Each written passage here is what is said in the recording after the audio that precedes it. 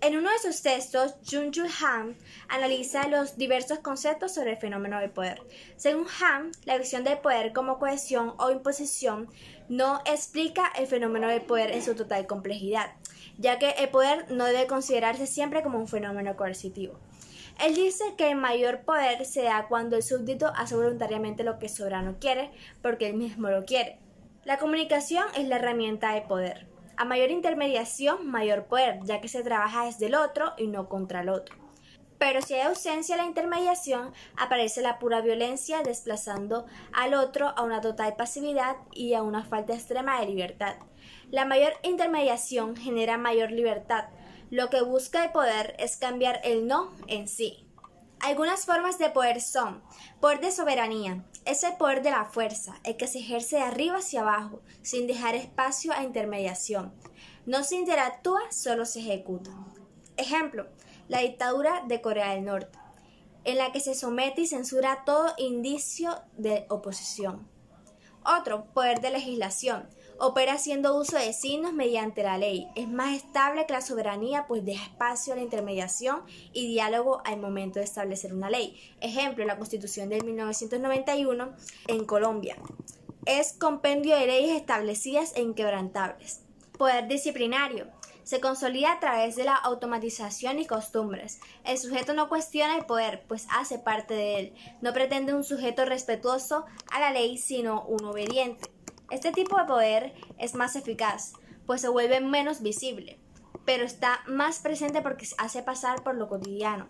Y como es impersonal, no es centralizado, es indestructible, ya que incide sin que los sometidos sean conscientes. Ejemplo, gobierno, pobres.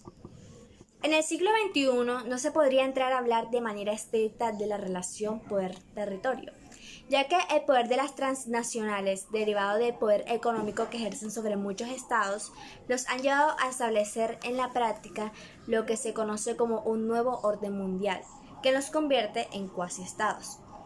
El desarrollo de estas transnacionales como Microsoft, Samsung, Nokia, Marlboro, Gillette, Coca-Cola, entre otras, sobrepasan los límites del poder territorial al entrar a ocupar espacios nuevos que sobrepasan los límites de los territorios nacionales.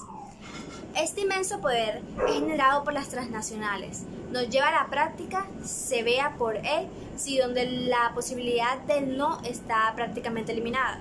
Sin embargo, en toda esta relación de poder queda un espacio a la resistencia y es donde aflora la capacidad de decidir del ser humano de plantarse en el no. Esa es la verdadera forma de resistencia del ser humano. Dentro del poder, la sanción como una herramienta es positiva cuando se utiliza en forma de promesa. Pero si la sanción se vuelve real, el poder disminuye. Una forma de violencia es torturar y matar, y cuando se da sin ninguna intención de comunicación es una violencia pura y sin sentido, como podría ser el caso de un preso a pena de muerte. Le explican y comentan todo lo que hizo y por qué va a tener esta sanción. Pero cuando asesinan a alguien en la calle sin sentido y sin ninguna comunicación, es algo que se llega a la violencia pura. Por esta razón, el autor considera que el poder deja de ser soberano de la muerte para convertirse en admirador de la vida, ya que con buena intermediación se debe dejar la violencia pura. En el caso de política, la violencia puede formar parte del poder, pero el poder no se puede basar en la violencia. Podemos ver que en una revolución se pueden llegar a utilizar la violencia para llegar al poder, pero el poder no solo se puede conservar. Si la revolución está basada en ideales o en propuestas que mantengan la voluntad de otros, el poder es voluntad comunicativa y comunicarse es ampliar el poder sobre el otro, ya que a mayor comunicación con los demás aumenta mi capacidad de influir positivamente sobre ellos. Jung-Chul Han en el video reflexiona sobre el poder y la soberanía, que es la capacidad de gobernarse a sí mismo sin estar sometidos a un partido político.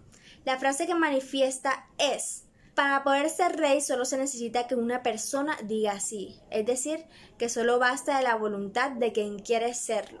En la política de poder, alrededor de un soberano se construye un grupo institucional de poder para ejercer dicho poder político. En cuanto a los medios, estos, a pesar de tener tanta influencia en la política, no tienen un poder propio. Ahora veamos qué es el poder y qué es influencia. El poder es algo determinante y se afirma en el espacio, y la influencia es un fenómeno pasajero. Aspectos importantes. La influencia no genera continuidad, el poder sí. El Estado no se basa en la violencia, sino en la voluntad común. La violencia no tiene capacidad de mediación, que sí tiene el espíritu. El poder surge de la acción comunicativa.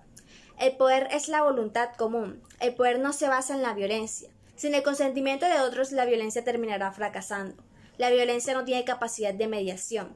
El poder surge cuando los hombres actúan juntos y desaparece cuando hay dispersión. El poder es la capacidad de actuar todos contra uno.